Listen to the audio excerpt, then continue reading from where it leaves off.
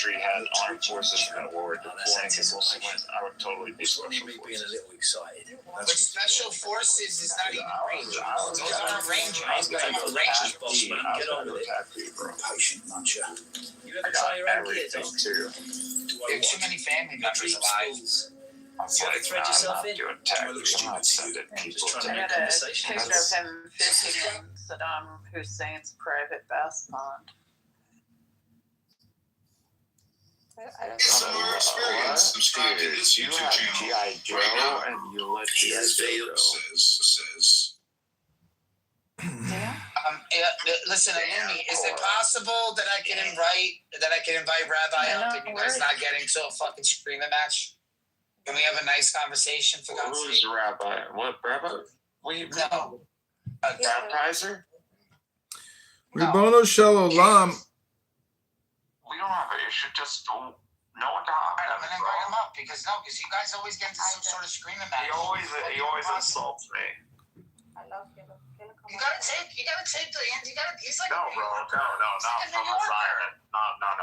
Oh, now you're a pastor. Now he's against the Zionists. Yeah, he knows and I know, dude. You guys.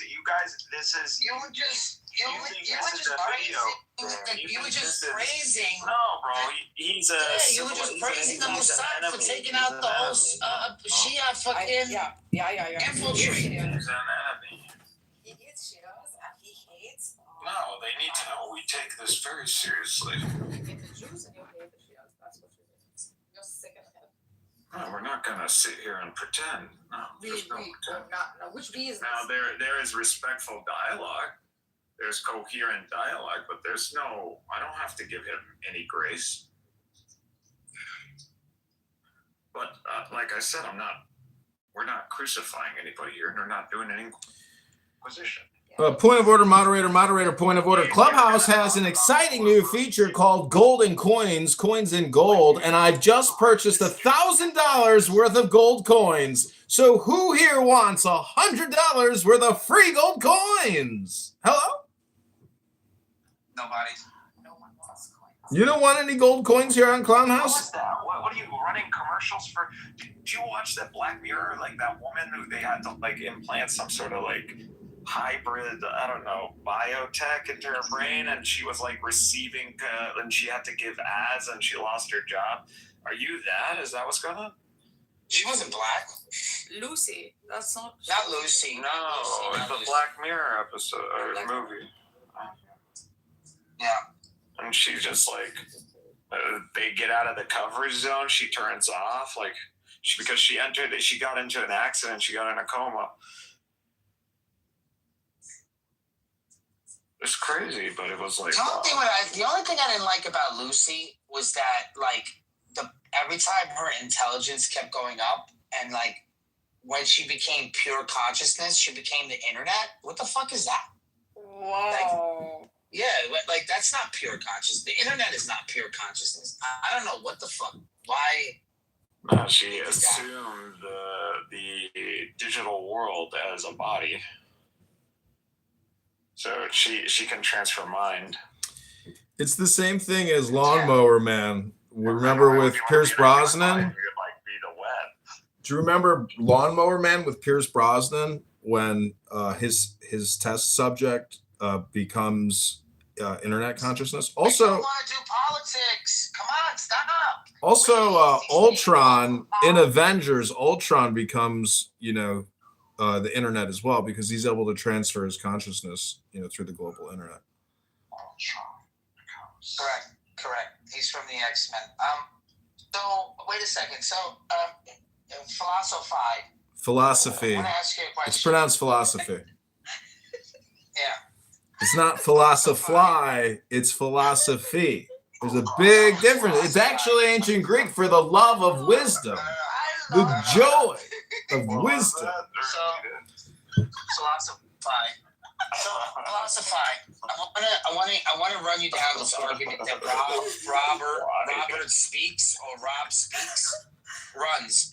Did you know that today? See, he doesn't believe that God is a disembodied mind, right? He says that God is not a disembodied mind, and we can't prove that. But I asked him about evil, and he thinks evil has ontology. So if evil has ontology, is evil not a disembodied mind? Also, Make would it that make not- sense. Yeah, and also would that not be like two creators, for example? Because if evil has ontology and good is all good, and God is all good, then we have two gods. What the fuck? Both have ontology. Yeah. How does that make sense, Rob? Well, it's a little bit like a That's window. It's a little bit like a window in the house when you put down the shade to block the light, meaning that the essence of Kabbalah is manifestation of light or manipulating light. Light is actually what's creating the whole material world. So the whole thing is basically like being a potter or a creator, really. So this is why people are called the stars, you know, and every man and every woman is a star, and they're all working in Hollywood creating. So you are creating here and synthesizing an experience. And that's really, if Sheikh was here, he would have told you that, I'm sure, that because I asked, what is a woman? And then I asked, what is a cell phone? And truly, they're both experiences, just like this room. Hello? Yeah, correct. So good and evil, very well said, would just be like experiences in the Eastern traditions, right? There isn't such a thing as good and evil. They're merely experiences that are subject to cause and effect.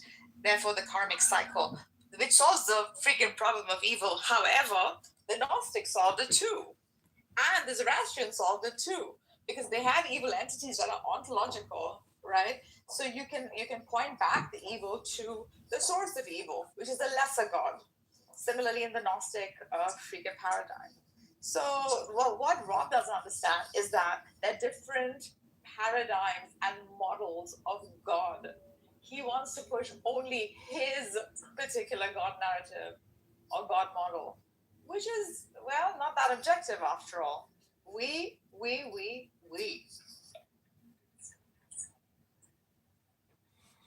Well, the whole thing, if you read C.G. Jung, He's a fucking asshole. How is he going to believe that evil is something that has ontology, but God can't have ontology? God can't exist because evil is greater? Daniel is awake. Daniel. hello, it's 4:20 now. We're getting to the top of the hour. And the whole thing is very immature and childish. And if somebody called me on this app, they said I'm pedestrian. And I hate to say that you're kind of actually just like acting like a fisherman or a spider here with these questions. And I just like to think that all questions are trick questions. And if you know what a Solomon test is, basically it's a shit test. You want to find out how shitty somebody is to see if they have any virtue, you know, or character, or if they're actually just like, you know, fucktards. It's a fucktard test. And so, you know, I want to thank you all for coming to this roast, this barbecue party every day for quite a long time now. And I'll take some more coleslaw and a Diet Coke. Thanks.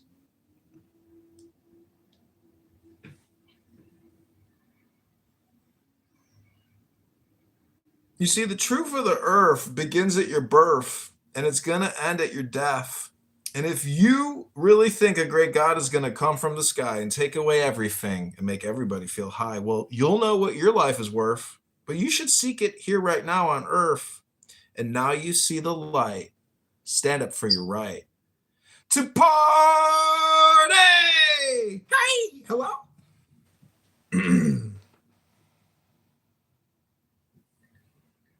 Party like a rock. Party like a rock star. Yeah, party of the rock star. So basically the question is, how do rocks become alive? Hello? Eventually they do. Somehow rocks actually somehow become alive.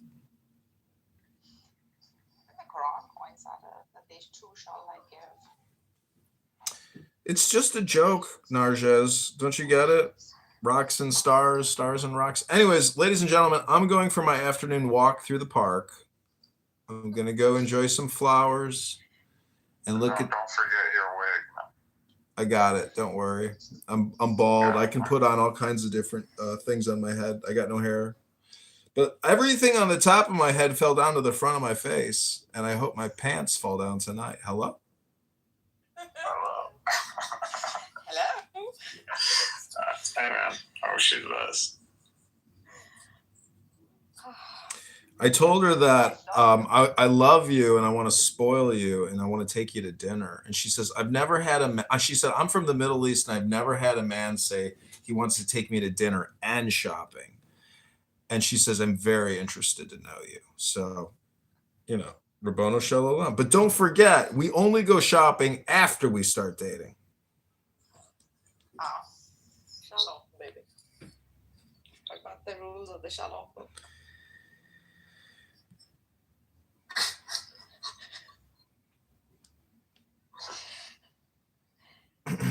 But Mikhail, I got a question for you about the Gnostics. What do you think about the analogy of getting in a car, riding a horse? That those are all like unity experiences, and that's the essence of Gnosticism. You can do it with a book, you can do it with a horse, you can do it with a car, you can do it with a house, you can do it with with your spouse. Hello?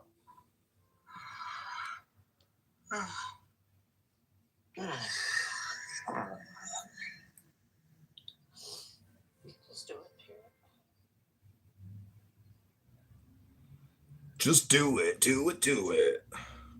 Just do it.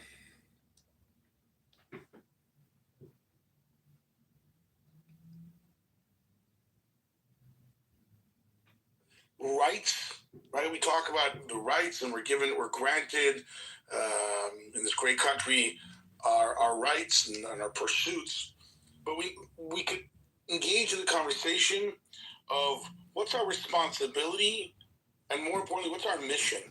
What are we here for? What are we doing on this world, right? And if we can get into our mission and our God-given mission that we all have, which was what makes us all special, created in the image of God, right, as it says in the Constitution. And with that, develop and understand the need that the higher power, the creator of this earth has for each of us, create us with intent. And with that creation that we've all been created and formed in the holy image, now we have the mission to uncover the good in this world. Because there is a world of good and those that are hiding good. Things that are hiding good and people that are hiding good. But it's each of our job to uncover the holiness, to uncover the good, every to day uncover the truth in this world. and I'll take some more. And if we be more mission-driven in that way, in a positive mission-driven, because the ultimate mission for every creation I'll take some more is to coleslaw. I want to thank uncover you all for coming. the holiness of the Creator, to realize that this world is not a jungle, but it's a beautiful garden that we are able to tend to, and we're the nurturers of this beautiful garden that God created and gave us to live in. And we do that by looking out for our fellow human. We do that by looking out for the world that we've been given to take care of. And that's our mission and responsibility, not just our opportunity, but also our responsibility and obligation. I think if we could get into that mindset, we would be able to shift the conversation when each person knows that they are created in the image of God and given a responsibility to tend to this world and make this world even more inhabitable. Well, Rabbi, I've only known you a very short period of time, but even in our phone conversation earlier, I noticed that you are the eternal optimist. And I got to tell you, from my perspective, because of the work I do professional, we're dealing with a lot of doom and gloom, both domestically and globally, when reporting the news. But the one thing we always attempt to do, at least when I'm running things during my shift, is we look for positive stories. We call them kickers to end the newscast. There's a lot of really neat stuff going on in the world that sometimes gets obscured by the negative. So I think your point is well taken. Thank you. And to that point, The truth is, I know the news, fear gets people to watch the news. Fortunately, positivity, people don't watch that as much, so therefore the news cycle has an interest in keeping people glued to the screen or to the tweet or whatever it is, because that's what draws people and they're afraid. But the truth is, our world, we're living in an era better than any time in human history. And we should acknowledge that. And I would say, right, as per the big pushback, that is what the Messianic era is. And I know we have to talk about Messianic era because this is, what came out today. Messianic era is where the world is going to be utopia. It's going to be a place where there is no more evil, where there is no more animosity, where there is no more jealousy, where there is no more hate. You know why? Because the truth will be uncovered. And the truth is that there's a creator. There's a holy one operating this world. And in that space, there's no evil. There's just good. There's no jealousy. There's no war. So we're driving to the world is heading towards that direction. The world, there's a website, Our World in Data, that shows how we are living a better quality of life than the Queen of England in the early 1800s. We're living a better quality of life, every one of us here in this great country of America, than the Queen of England in the early 1800s. Is that crazy? Are we not driving towards a better reality? What's really kind of interesting is you listen to this rabbi speak contract said to what Hans Owen says, why the Chabad movement is dangerous. It doesn't sound too dangerous to me, that message. We have another Chabad rabbi who, unlike you, Rabbi Wilhelm, Rabbi Litvin, is no stranger to social media. He's an old hand at it. Rabbi, you're very much aware that this kind of hatred has been promulgated on social media for a long, long time now.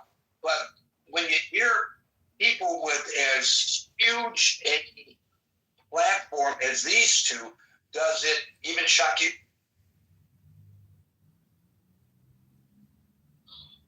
So no, it doesn't shock. I was in the early days of Clubhouse. I was one of the first Jews on Clubhouse. The founders, back when they still had weekly town halls, dubbed me the Clubhouse Rabbi. And I wrote publicly then about anti-Semitism on this app. And the thing is that anti-Semitism is not a racism. A racism says those people think this way. Anti-Semitism is a conspiracy theory. Those people are wrong. Whatever wrong means, that's what those people are. If wrong means tall, they're tall. If wrong means short, they're short. And what anti-Semitism actually is a war on morality. It's a war on the light that Jews have been throughout the ages. It's a war on educating your kids, which is what has made Jews so successful throughout their time. It's a war on community, which is what has helped Jews survive throughout history. So anti-Semitism is a war on morality.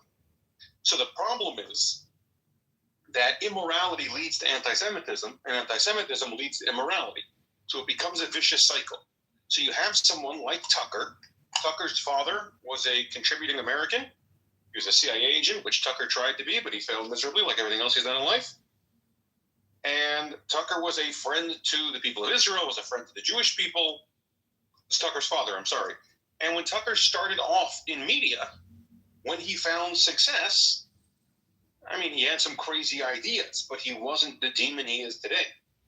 How that came about is after he was exposed as having knowingly lied on a newscast, and he was fired from his job as a result, and the company he worked for was sued for billions of dollars, he had no place in polite society. The people who would follow him were people who didn't mind the lies, people who are immoral. Those immoral people, by and large, are anti-Semitic. And so he found a new fan base in anti-Semitism. But nothing he is saying is new. He accuses the Jews of being behind the war, as they accuse Jews of being behind World War II, as they accuse Jews of being behind World War I, and Napoleon's War, and the Greek Wars, and the every other war. 9/11. when he said, yeah, not everything. Jews for the Napoleonic Wars. They actually accused the Jews of being responsible for the Napoleonic Wars, yes. That's So, wild. So, the interesting part is, why did he choose the word Chabad? He's not someone who acts within Jewish circles. Where did he know this word Chabad from? And the answer is, you can find dozens of conversations he's taken part in where he praises Chabad, both for their spiritual influence and for the real world work they do on a daily basis. So if you give me 2 minutes, I'm going to explain what Chabad is in 2 minutes. Sure. I'm sure you can do a better job than I tried. Chabad is a 200-year-old philosophy started by a rabbi in Russia named Shneur Zalman of Liadi in the aftermath of what at the time was the worst anti-Semitic attacks in history, which were the Khmelnytsky pogroms in Ukraine, in which 500,000 Jews were killed. There was a tremendous separation between Jews who could afford to study and Jews who were getting by the skin of their teeth, where they weren't marrying into each other's families, they weren't praying together. They were developing two classes in Judaism, and the educated class had become very cold, and the uneducated class felt like they had nothing to cling to. And the Alter Rebbe, Shneur Zalman of Liadi, had this revolutionary idea. God has an individual love for you. Now, to all of us, this sounds like, of course, God has an individual love for you. Judaism has always taught that. Except the books that you study to understand God's relationship with us are books you can only study after you've studied Chumash, after you've studied Mishnah, after you studied Gemara and Mishnah Torah. So the average person at that time didn't have access to it. The average person at that time owned, if they were lucky, if they were doing well, they owned a single Jewish book. I own over 3,000 books in my library. That would have made me the richest person in Russia. So they didn't have access to what we have access to. They didn't have access to Clubhouse, where you can come hear a rabbi share words of Torah. So he said, God appreciates your prayers. God wants a relationship with you, and you, each and every one of you, can have an effect on the greater world. Your actions of goodness and kindness can change the world. And he called this Chachma Bina Das, wisdom, knowledge, understanding, the quest to get to know God. So don't just do what God says. Don't just go to Shul on Shabbos and have matzah on Pesach and do all the rules, but get to know God. So Chachma Bina Das, if you shorten it, becomes Chabad. Now, his grandson, who he raised, adopted his name as his last name. He took the name Schneerson. And that is how we have the Rebbe, Rabbi Nachman Schneerson, the seventh generation from the Alter Rebbe, who in America took this message and he expounded on it for a generation that was recovered, engaged in Judaism in a thoughtful way, was thought to be a joke. There were plays on the street called the Jewfits, making fun of these Jews. There were public cartoons in papers saying, we don't want Sabbath keepers in our country. The average country club didn't allow Jews. There were signs on major country clubs, no Jews, no dogs. The idea of Jews taking part in the American life, like now, was unheard of in America at that time. This is the America that under a blood libel tried to lynch a Jew in Atlanta. And lynched him. This is the America that in Manassas had a blood libel. A little girl went missing and they arrested the town rabbi in New York State, in America. They arrested the town rabbi. A little girl is missing. Did you guys take her and kill her for matzah? What's funny is that when COVID started in 2020, there was only one person from that incident, that blood libel, still alive. It was a little girl because she had wandered into the woods. And by the time she wandered back out of the woods 2 days later, they'd already arrested the Jewish community here in America. So that's the America that the Rebbe accepts the leadership in. And the Rebbe has this revolutionary idea. He says Judaism is going to be available everywhere. Now, we have the benefit of history to know he was right, but it's hard to explain how crazy that idea sounded to Jews in 1950. So how does that apply to what Tucker is doing today? So this Chabad organization, the Rebbe spread out first in North Africa to help the Sephardi community who was in deep disrepair, and then to the rest of the world. Today, there are over 12,000 emissaries in countries all over the world, people like Rabbi Wilhelm, who are not only synagogues and Jewish schools and providing kosher and helping Jews put on tefillin, like a mosque saw someone doing, and all these other things, but also providing tremendous social services. The largest private drug rehab in California is run by Chabad. That 99% of their clientele are not Jewish. Here in Kentucky, we have something called Project Friendship that provides $5 million of brand new apparel to people in need every year. Far less than 1% of the clientele are Jewish. You have Kolel Chabad in Israel, which provides more meals than government security programs does, without checking what the person's religion is. So the reason that Tucker knows this word Chabad is because he's familiar with their good work. To quote President George W. Bush, Chabad saves lives. So he takes the most forward-facing group, the largest group in Judaism and the most vibrant group in Judaism, and he uses Chabad when he wants to say Jew. The patch that he was talking about that so offended him was a picture of the temple. Now, he claims to be a follower of a Jew from 2,000 years ago who prayed in a temple. That is what he claims to do. He claims to follow a 2,000-year-old Jew who prayed in that temple, and the image offends him so. So, when he says Chabad, he means Jew, because when he thinks Jew, he sees Chabad. He has praised Chabad many, many times before. But now, he's bored of blaming the war on Israel. He's bored of blaming the war on Bibi. He wants to be more direct. But he's a coward, like so many immoral people are. So instead of saying the word Jew, he says the word Chabad, because he knows they're the most visual Jews in the world. Chabad rabbis are often the most vulnerable, although they don't act like it. Chabad rabbis act in public places. Whether it's Mumbai, India, where Islamic terrorists murdered a Chabad rabbi and his wife, or Bondi Beach in Sydney, Australia, where 2 Chabad rabbis were murdered, another one was shot, along with many other members of the Jewish community, or in Poway, California, where a Chabad rabbi was shot along with his community, or in the UAE, where a Chabad rabbi was kidnapped and murdered. Chabad is everywhere, and they interact with the greater community at a far higher level than other people. They have a far wider intellectual capacity to give to non-Jews. Non-Jews aren't interested in Judaism, but the intellectual philosophy of the Lubavitcher Rebbe has deeply affected America. It's affected American prisons. It's affected American safety net programs. It's affected American Department of Education, etc. So when Tucker says Chabad, he means Jew. When Tucker wants to go to war with Jews and he's tired of hiding it behind Israel, and again, he is doing so because his followers are immoral. He is doing so knowing it is immoral, knowing it is a lie. There's no knowledge of what he said.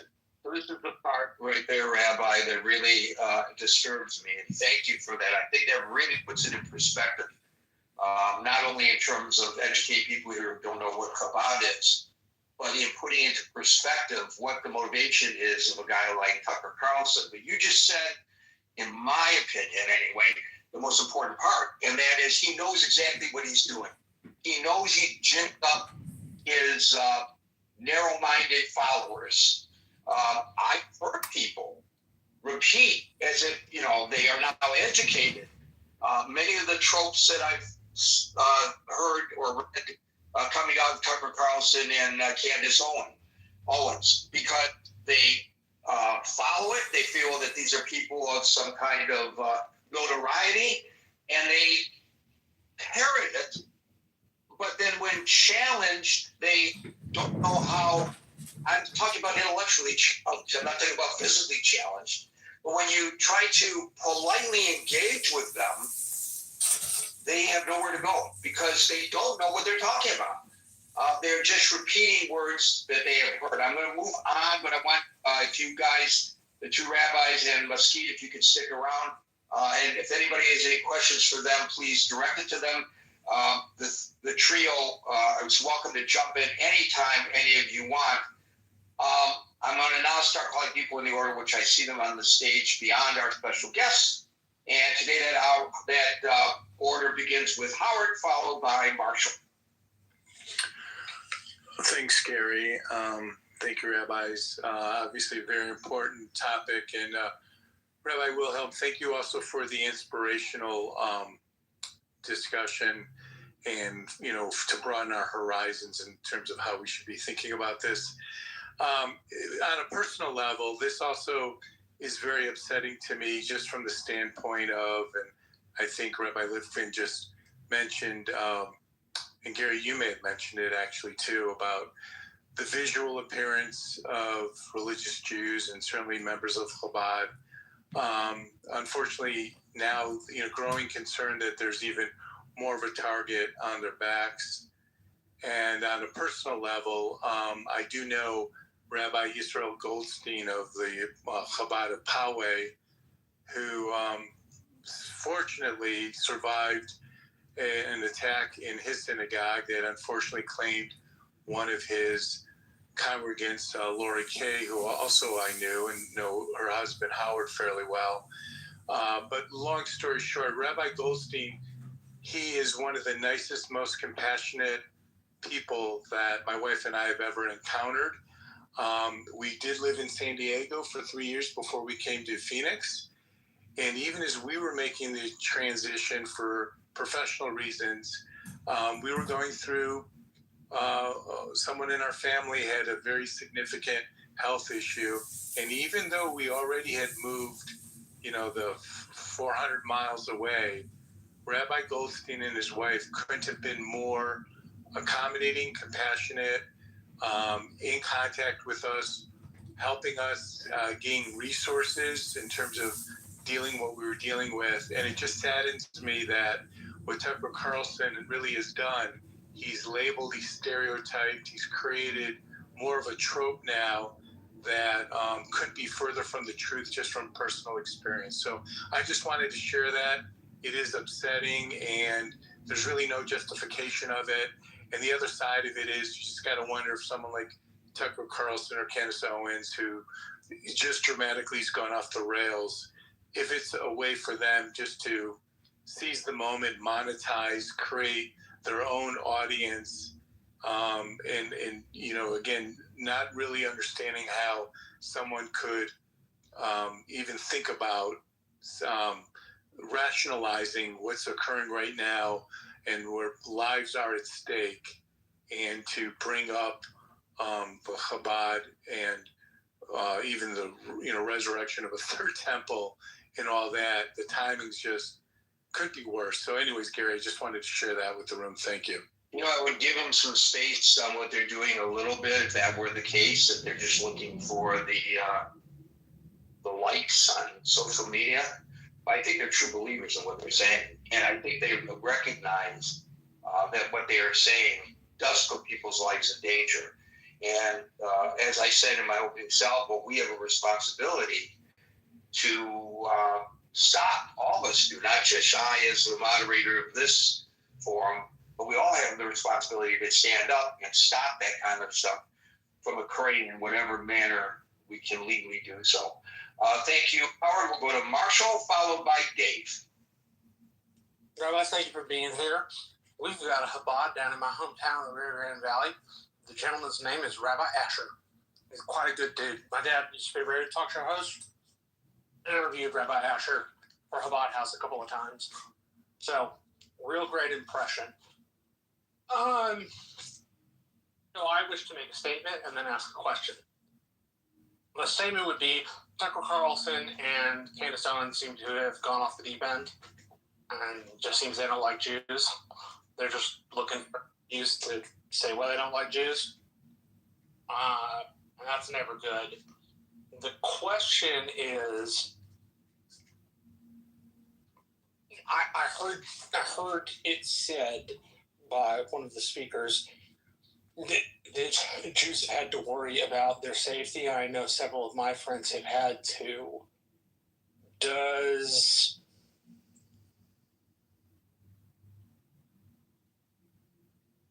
I'm trying to figure out how to phrase this. Anyway, what is it non-Jews can do? Aside from, standing up, speaking out, making sure that they don't have, the platform to spew their hate. What's the most helpful thing we can do? I'm a Presbyterian Christian, so I, obviously come from a different faith tradition, but what, in y'all's view, what is the thing non-Jews can do to help Jews the most? Joseph, do you want to try that one? Marshall, thank you for that question. Fantastic question. And, in Jewish belief, really in all beliefs, I think, but should be, but in Jewish belief, we know that the creator of the world created all of us, created every human. And the good thing about the creator God is he doesn't make mistakes, right? So if he made some people Jewish, except non-Jewish or other faiths, right? That tells us that it's not God's plan that everyone has to be Jewish. But it is God's plan that everyone is part of the world journey, and I'm making this world a great part. So what we all could do, and all really need to do, and which is part of our divine purpose, is to say we're all here, everyone, Jewish and non-Jewish alike, every human on this earth was created in the divine image with the purpose of uncovering the good in this world, right? And actually, in the Torah, in the Bible, there's what's called 7 Noahide laws. 7 laws for every member of the human race, right? Noah, and based on the story of Noah and the Ark, where the whole world was flooded and only Noah and his family survived. Every human is a descendant of Noah, right? We're all family that way. And God then gave 7 universal laws that are really the laws that keep this world civil and moving forward and the great world it is. I'll just share them briefly, right? One is to acknowledge a greater power, right? There's something greater than me, and not to curse the greater power. Not to murder, not to steal, not commit adultery, not to have animal cruelty, and then to have a court system to enforce the above laws. So, a lot of us would say, well, yeah, that's human decency. But knowing and then implanting in ourselves and our children and really the whole world that there is a right and wrong. There is a right and wrong. And call out the wrong when it's wrong and live the right, because that's what we're here to do. That's really what it is. What bothers me the most about this whole story is that people like this get such a platform and they get so much attention. I wish they got no attention. I wish they could say what they want and everyone just ignore them. Unfortunately, they're public voices. But if we could bring the world to a more driven state where we're driven by purpose and right, people would say that's wrong and just shut off those channels and stop listening to them. That would be the best thing that could happen. So that's what I think everyone in this world could do. On a very small practical note, if you do know see someone is Jewish, say, hey, I support you. In front of my house, we have a big sign that says, I'm proud to be a Jew. And many of my neighbors who are not Jewish will come and say, hey, thanks for putting that up. And I'm like, thank you for sharing that. Thank you, Rabbi. We'll go to Dave, followed by Abby. Yes, Gary and Rabbi here. I'm signed. If I could just quickly add on to what the rabbi said. Sure, of course. So, to sum up what the rabbi said, there are 3 practical steps that anyone could take, regardless of faith, to combat anti-Semitism. The first is very simply, tell your Jewish neighbors, I stand with you. As someone who grew up a Jew in America, a 6th-generation Jew in America, and someone who has also had their house attacked multiple times, I can tell you when someone says, and sometimes they feel silly saying it, like, yeah, hey, by the way, I stand with you, every single time is deeply meaningful. So the first step is really, really simple. Just saying to a Jewish neighbor, a Jewish friend, hey, I stand with you. The other side of that is when you're in a place where someone is spreading anti-Semitism, to have the courage to say, I disagree, which are some of the hardest words to say ever. to say, I don't agree with that perspective. I don't agree with anti-Semitism. The second step is morality, what the 7 Noahide laws create. Because, as we said, anti-Semitism is immorality in practice. In a moral society, anti-Semitism cannot function. So by living a moral life, you are fighting anti-Semitism, just by the nature of living a moral life. Because where there's morality, anti-Semitism cannot survive. And number 3, and it's perhaps the most practical, in the neighborhood you live in, I would say within a 10-minute drive of your house, regardless of where you live, because it sounds like you live in America, correct? Arizona is America. Oh, no, that was, I'm sorry. Okay. Who was the last one who spoke? I'm sorry. Was it, who you? Who, It was Marshall. That's Texas. yeah, I'm sorry. If Texas is still part of America and has not seceded yet, yes. So yes. for now, it's still America. Within Texas, you can't say 10 minutes because, but within a relative close distance to your house, there is a Chabad house. That Chabad house, I run a Chabad house on a college campus in Kentucky. You know what the number 1 item is on our budget? Above our Food? mortgage, above food, above our mortgage, salaries of all the staff. The number 1 item on the 2020 budget is security. Is cameras, is armed security for big events, is where we have to reinforce the doors this year. We have to unify 2 doors into 1 because that's what the FBI said is best for the security of the back of the building. So if one has the ability, make a donation, if it's $5, if it's $500, to your local Chabad to ensure the Jewish community has security.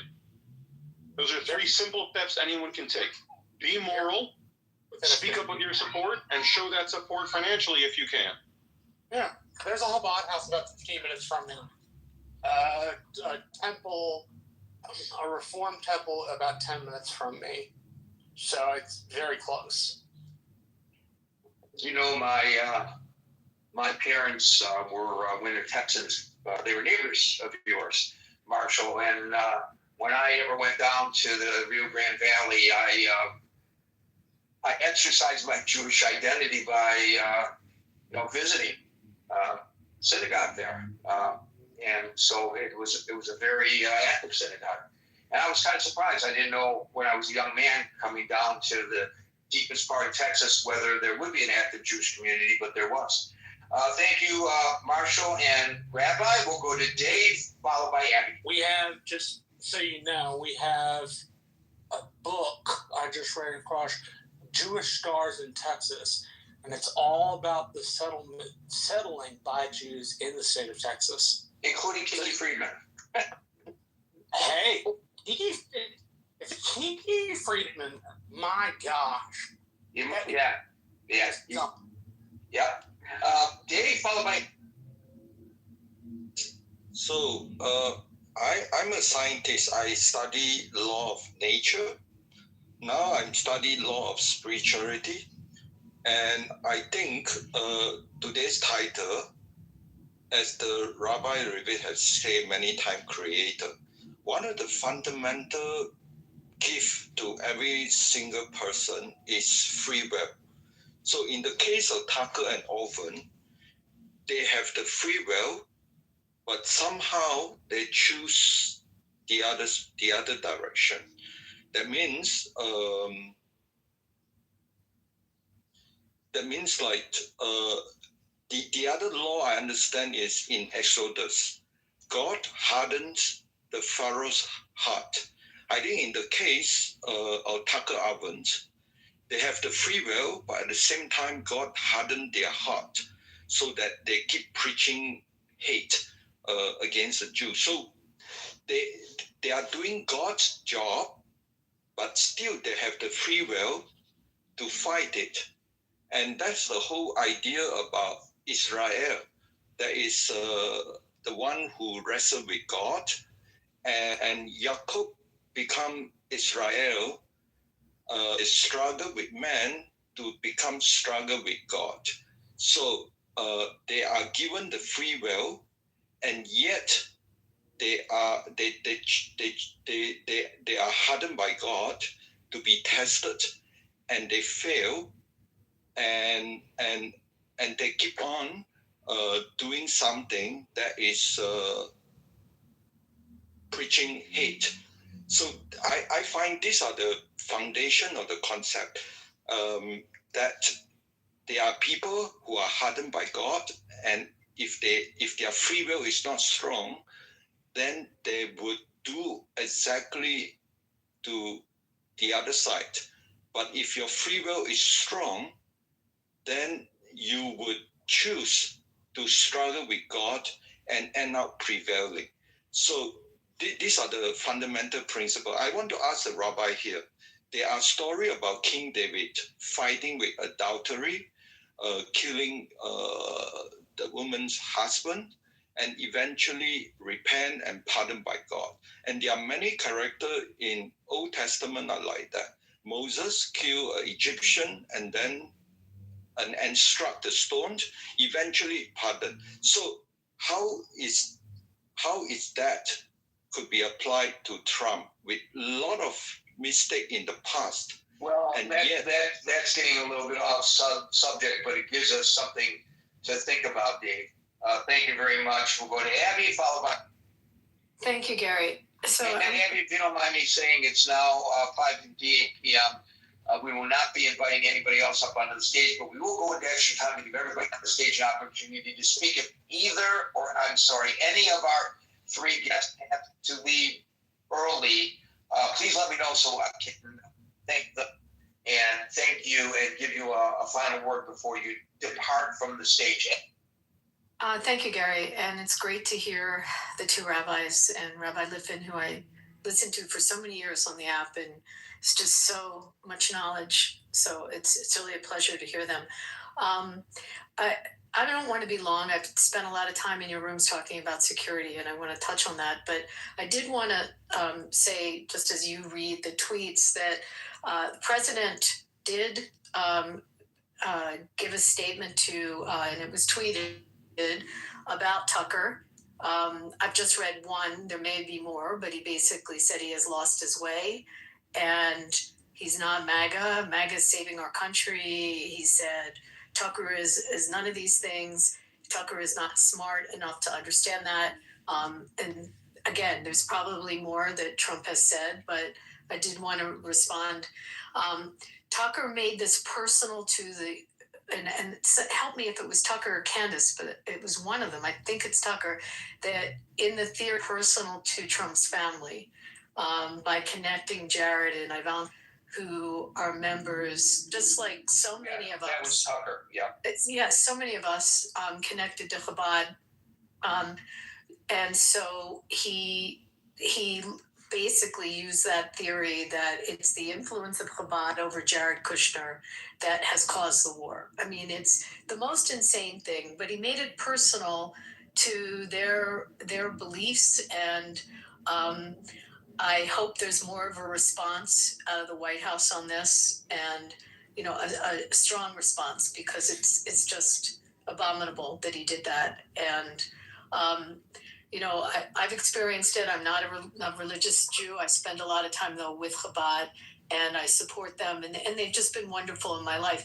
And one of the things I learned about them that I didn't realize is how much they do for the general community. And I think Rabbi Lipton touched on that. But, I learned about it when I saw basically had soup kitchens here in my state, as well as going into the prisons and meeting with people there. I mean, they just have a lot of community outreach. So I think that's just something I wanted to share. The other thing is, as I work in security and dealing with the community, my phone lit up this morning beyond. It just lit up. I mean, everybody's responding to it, and a lot of fear. Their calls were about people that either are connected to Chabad or just generally people in the Jewish community, very fearful of what's going to happen. And this dog whistle, and if this dog whistle, and sorry, my dog is barking as I said the word dog. If this is going to waken up, as we look at the cells we're worried about with the Iranian issue, if this will wake up that very evil that, as a friend of mine quotes, anti-Semitism is a very light sleeper. It can be woken up very easily, and I can't begin to tell you just the reaction today from across the board, at least in my state. And we're taking measures. I mean, I immediately called the main Chabad houses here. I know that they have usually 2 to 3 armed guards in front. Our local Metropolitan Police is ramping up their security right now, and everyone's just scared to death of this. It's to have them named in it. I think to answer the question that was asked on what people can do, when communities get attacked, and our federal government looked at this, and as communities that we have, whether it's the Asian community that had it during COVID, the Black community, the Hispanic community, our federal government created a security grant system. It's not perfect. Can you hear me okay? Sorry. It's not a perfect system. There is about, I think, committed 800 million. I could be wrong on the number. It's a bit of a problem in that faith-based institutions or institutions that are at risk for attacks apply for it. You have to basically put the money out first to fit your facility and then wait for the reimbursement. And there's some institutions that have waited a year and a half at least for the reimbursement. But our Congress has seen this as it's affected various communities. I mean, we saw a shooting at a Mormon church, and the Archdiocese is now, also preparing, and some of the grant requests for some of their facilities after they've had shooting. But one of the things you can do is talk to your members of Congress on a state level. Some states, there's 12 states that supply money for institutions that are at risk. The money is for security. It's to target harden the facility. And you can, reach out to your state legislators, your governor's office, or your local, city council, just to make sure that right now we have the problem, and the problem's there. So to make sure there's security for it. I mean, to fix the problem is a much deeper conversation, and it sounds like you're having it. But what you can do is know that there are people, in our government that are aware of it and are trying to address it. And it's at a heightened level that, again, all I can tell you is everyone is scared and everyone's on alert. And the bomb threats, the emails, the phone calls that come in rapidly, they're there. Besides all the horrible social media posts that everyone sees, these are real threat to life incidents that we have, and we have hundreds and hundreds of them. And this just wakes up a very, very scary, it pokes a very bad bear. So that's what I want to say. And again, thank you to the 2 rabbis. It's great to hear them. Thanks, Kate. So, Abby, you mentioned the other houses of faith that are also under attack. And as I pointed out in a long posting in our chat, which is linked above, it's my belief that the reason these haters attack religious institutions is because no matter what our faith, those religious institutions are the center of our societies. And so if you attack those centers of society, you are not just spreading the fear among those individuals in that congregation, but to everyone who's a member of these faiths. It's very effective, and that's why it's so onerous, beyond the obvious. Thank you, Abby. We'll go to William, followed by Mary. thank you for the room. Thank you, rabbis, for coming. And Mesquite, don't forget Mesquite. I assumed she was a rabbi, but I could be mistaken. No, I am not. I am a Chabad participant on the Upper East Side. Okay, Terrific singer. You know, by the way, I just want to point out, she mentioned anecdotally something that happened today, that something she posted today, which I happened to see. It's gone viral. I couldn't miss it. And I'm happy to see something go viral to maybe counter a little bit this stuff that Tucker and Owens are doing. But this New York moment, Mesquite was on the subway and some guy started singing. I guess he was trolling for money. It happens all the time on the subways, you know, and some people ignore him, some people give him money, some people enjoy the music, some people are offended that somebody is singing without being asked on the subway. And her friend picked up her phone and started videotaping it. And Mesquite, they don't know each other. She starts singing along with the guy. The guy starts moving towards her. They're holding hands and singing. They don't even know each other. They never saw each other before. They'll probably never see each other again. But you know, we talked about the dirt, the grime, the crime of New York City, but this is part of the fabric of New York City as well. It was really quite the moment. So I just wanted to underscore that. Mesquite, you should actually join the chat above and link it in the chat. I think people would love to see it. It was quite uplifting. Amazing. I will do that. Thank you. William, followed by Mary. Go ahead. William, continue, follow. So, yeah, my brother is a member of Chabad Shul, not far from my house in Philadelphia. I attend with him sometimes, and I've learned a lot more about Judaism in that way.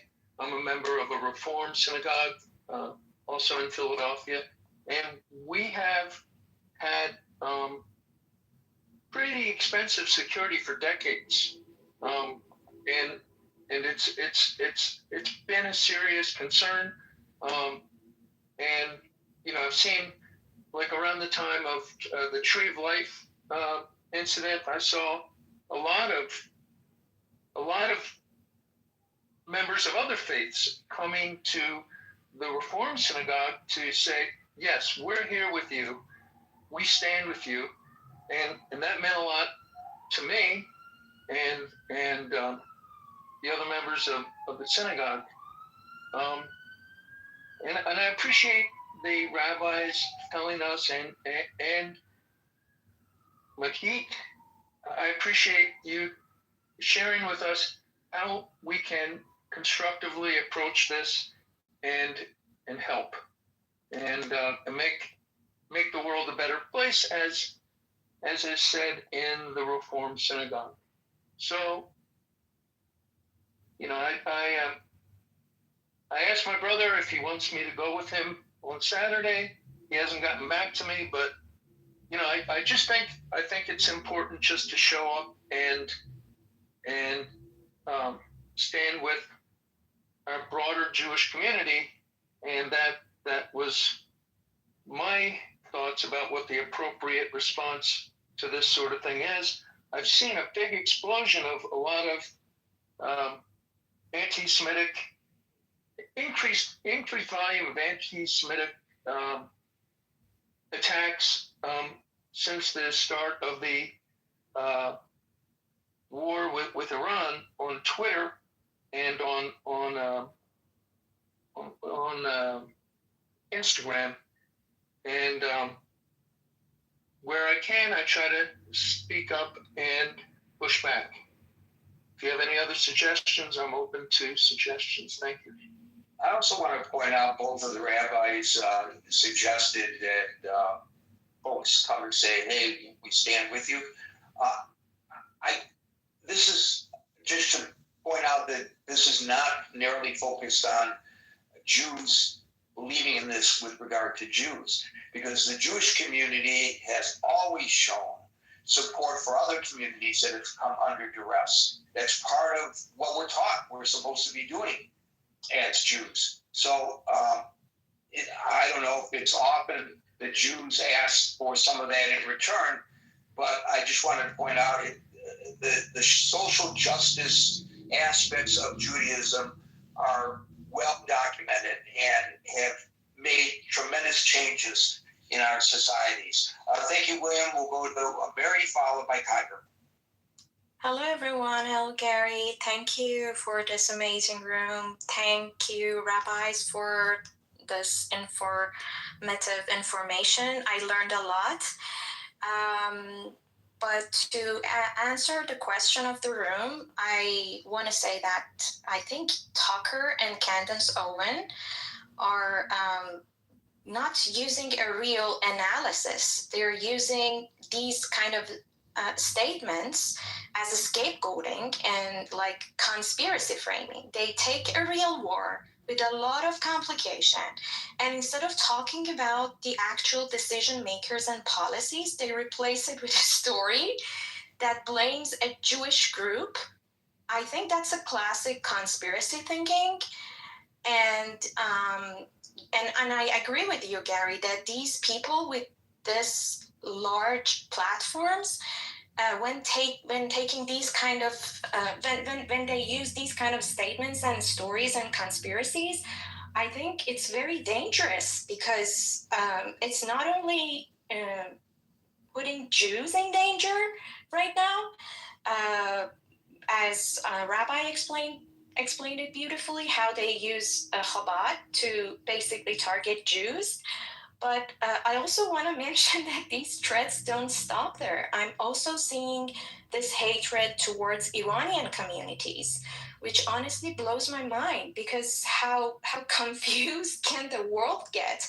I've been in rooms on Clubhouse, like sharing what we Iranians have gone through and what my people went through, and how many Iranians see this rescue operation as their only hope to survive as a nation. And I get attacked. I've been called Mossad agent or Zionist just for speaking about Iranian pain. That's insane. And we will accept you, Mary, as a Zionist. It's okay. Don't worry about it. And to be honest, that makes us feel we're very alone in this world, and our only friends are specifically President Trump and the Republican Party, and our brothers and sisters in Israel and the Jewish community. I wake up every day waiting for a call from my parents just to make sure that they're still alive. And when they call me, there's actually more hope in their voice than before. Can you imagine that? It's so crazy. And it's so crazy to say these stories to these people when bombs are falling on their head and that's their only hope. But this is the reality we are living. And it's unbearable time for us. And on top of that, we have to like fight with these so-called human rights activists who were all silent when our people were slaughtered on the street, and now all of a sudden our lives are important to them and they're calling for no war. It's just so confusing world, man. I'm just so emotional at this point. Thank you. I know you get emotional when you come up to talk about what's happening to people in Iran, and I know it's difficult for you to share with us. And as in the past, I want to thank you for doing so, Mary. You know, listening to Mary, the day may come when these Chabad rabbis here will thank Tucker Carlson for crediting them for freeing the Iranian people. Anyway, Tiger. Gary, just before Tiger, I thank you for having me. I'm going to have to step off. Talking about Iran, we are looking to open a Chabad position in Tehran. No, I'm kidding, but please God, one day, right? Please God, there is a Jewish community one day, so maybe someone wants to take on that role. Well, you know, there is a big, as you know, Jewish expat community, Iranian expat community. A lot of Jewish Persians here in the United States, mainly in Southern California, mainly at a lot of markets. Don't tell people there's already an Iranian Chabad house. It's in Beverly Hills. Don't tell the Ayatollah. but there's already an entire Iranian Chabad house just in Beverly Hills. Well, We now love I you know where guys. to We visit love when I go to Southern California next time. I will visit that Chabad house. But I do know that community a little bit, the Persian community there a little bit. I want to before he leaves, thank Rabbi Wilhelm. I have a feeling that Mesquite has put us together for a reason, and we will have opportunity to engage in the future, maybe just on a friendship basis even. I'm looking forward. Thank you all. This was a very interesting journey to go on. And it's wonderful to be in a room with people who care about the world, about the Jewish people, about fellow Jews, and about Chabad. So thank you, and have a wonderful night. And thank you for your uplifting words earlier, because it is important for us to look at the positive as well. Thank you very much, Rabbi. And thank you, Mary. We go to Tiger, followed by... Well, hopefully I'll be short. I think we have to recognize that Tucker Carlson was a political journalist in America, which means he's very trained in how to do propaganda. And is he as well trained as you? Would you rate him as good as you? The common tools that he likes to use are just the same as any other propagandist, right? There's one that he tries to control the narrative. That's a big one. There's the other one where he appeals to emotion but not analysis. That's where he lets people's lack of judgment, and they're easy to be incited to take a very emotional response to half-truths or a biased view, or basically or just misinformation. So I guess the first step to combat that is to recognize it first. And it's just the same as how we should combat Gary's lies about me or China. Thank you. Thank you very much for putting me in the same category as Tucker Carlson. But why don't I have the number of followers he does through my lies? Because obviously it works for him. Ben, followed by Eli. He's always interesting, Tiger. Ben. Yeah, no doubt. So thanks to Gary. Thanks for having this room. Thanks to the rabbis. Thanks to Mary for her emotional story there. That's yeah. I don't know what else to say. Just that was wild. I ironically want to piggyback something that Tiger was saying, but not with the BS. I do think it's important to appreciate what it is that Tucker and people like Tucker and Candace are bringing to the table. Tiger mentioned the half-truths. I think they do. They specialize in half-truths. I think it's really, really frustrating for anybody involved in the American political system to watch what they do, because outside of their little bubbles, those views are not going to function on their own, right? So, and I could call out on both sides of that, whatever. That's not what this is about. Is Tucker and Candace both function within the conservative, or on the fringe of the conservative movement. They have to have the conservative movement, otherwise their ideas die completely on the vine. So they have to hijack those movements, and I think that's something really, really, really important to make note of. Is that their ideas are just so bad that they have to go on to something else. I think the other other important thing to acknowledge about in order to defeat their bad ideas is recognizing and calling out the fact that most of what they're saying is unfalsifiable, right? Like, and you see this with a lot of this stuff with the Epstein, and trust me, there's a lot of stuff to do with Epstein that I have questions about. There really is. But a lot of the conspiracy theories behind Mossad with the killing of Charlie Kirk, which is something that Candace Owens is like, that's her big shtick right now, is the Jews are behind the killing of Charlie Kirk.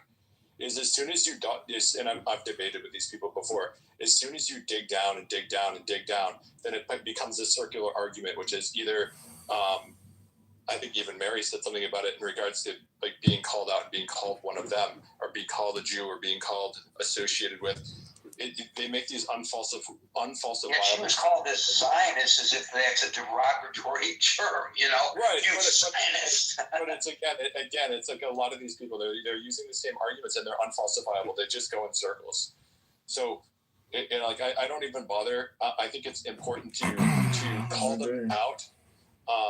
And I think that, look, I'll finish with this. Like Charlie Kirk, who is somebody who you can absolutely disagree with, and I have absolutely every degree of respect for people who disagree with what Charlie Kirk pushed. But one of the biggest things that he pushed was having the marketplace of free ideas. The marketplace of free ideas obviously does not mean the freedom from consequences, but the marketplace of free ideas also means calling out bad ideas. And Charlie Kirk did that, and I think that's the reason they're so willing to go after him now. Is because Charlie Kirk said, "Yeah, look, we want to have good ideas that absolutely bring those to the light."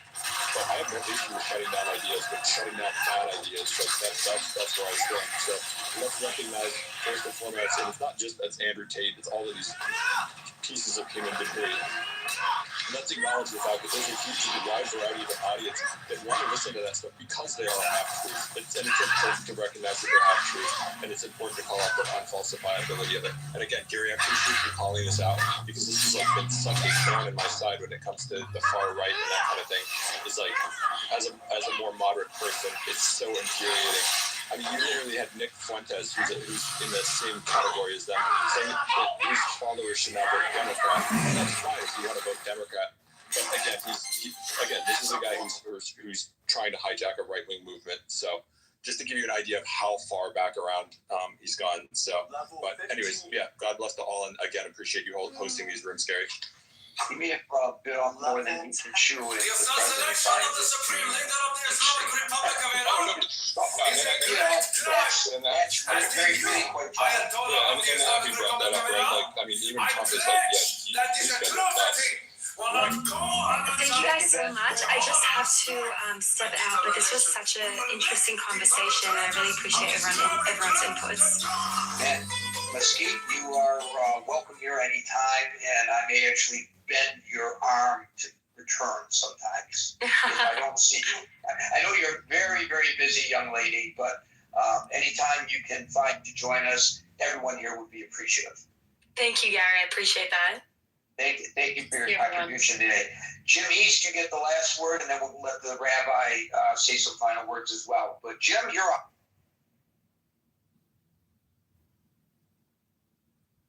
Takes Jim a few seconds sometimes to find the microphone. So. Hey, 45th Ward, we are highlighting another local business today. Well, wait, Jim, you with us? Maybe he's not here, Marco. I don't know. Because he's usually provided by now. Rabbi, you actually get the last word. And first of all, I want to thank you very much for joining us. Coming out of Clubhouse retirement for this session today is a great honor. Well, everyone, I'm back on here. We'll have to see what happens. It was pointed out by one or two people that Trump had called out Tucker Carlson today. It's very important to note he did not call him out for this anti-Semitic rant. He called him out for undermining the American war effort in Iran. But it's also important to mention those two things go hand in hand. Because let's be very clear, selling out your country and separately choosing the mullahs over the values of America is an immoral proposition. So it's the same immorality that drives his anti-Semitism is what drives Tucker to be a traitor. So Trump doesn't mean to call out the anti-Semitism, but he is. However, I think it's important to point out the reason that someone just mentioned, Nick Fuentes, is willing to say vote Democrat is he feels he doesn't need Trump. Maybe Roosevelt? Because he has his crazed followers. And what's very important to note is Candace Owens did something incredible over the last 4 months. She took a political movement of 500,000 people and decimated it. But she could not have done that without the violence of Tyler Robinson, the man who murdered Charlie Kirk. Well, that is the best thing that ever happened to Candace Owens. And she is extremely excited that happened. And it's helped promote her and give her a whole new lease on her career, which was slowly dying. She could not have done it without the violence. So the problem, the true problem with the Tuckers and the Candaces, etc., is that all it takes is one person to say they're right. All it takes is one person to read a tweet where Candace Owens says, there is a Chabad house in your neighborhood. Google. And for them to Google and say, hey, look, Chabad, which has, again, 12,000 emissaries of the Lubavitcher Rebbe around the world, spreading light, spreading love. There's a Chabad in my neighborhood. And Tucker and Candace and Ian Carroll have all told me how evil this organization is. Let me take an action. But there's another side of that, too. Just like it only took one person to commit this horrible act, each and every one of us have tremendous power. When we individually speak out for morality, speak out against anti-Semitism, stand with our Chabad community, show up at our Chabad houses this Shabbos for Shabbos. The greatest response we could make to Tucker and Candace is show up to Shul on Shabbos. Go to your local Chabad, especially if you've never been there before. Say to the rabbi, I stand with you. If you're not Jewish, call the local Chabad house. There is a local Chabad in your area. Google it. As Candace told you to. Google it. Reach out. Say, I support your community. Because just like it takes one act of evil, it takes one act to change the world for the good. There was only one George Washington. There was only one Winston Churchill. These single acts. And lahavdil, there was only one Rabbi Shneur Zalman of Liadi who founded this Chabad movement that now reaches 6 million Jews every year. All it takes is one act to change the world, and each and every one of us could be that agent. Make your choice well. Well, when it comes to visiting Chabad houses, I will put yours and Rabbi Wilhelm's on my bucket list. Who knows? I may be in Kentucky, traveling in my van. I like traveling around in my van. I love Kentucky. Beautiful. We've got bourbon. Come on by. All right, brother. I will let you know ahead of time so you can prepare yourself for the onslaught of Gary. Folks, we're here Monday through Friday from 5 p.m. to 6 p.m. New York time. So until 5 p.m. New York time tomorrow for the next edition of the Critical Thinking Forum, everybody be safe, be well, and peace out.